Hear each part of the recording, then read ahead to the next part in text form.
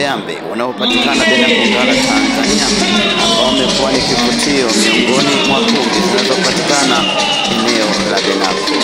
Sikilize mchezeshaji alipoweza kuupamba.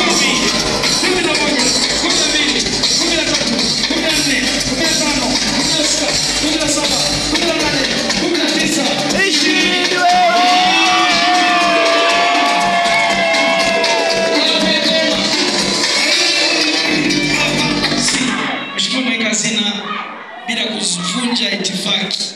So mimi nimekuja kazini, sipaswi kuingilia masuala ya chama, lakini kutoa maoni, hata sanduku la maoni walipo, na pia ukiwakuta watu wanafanya vizuri uwape moyo wa kusonga mbele.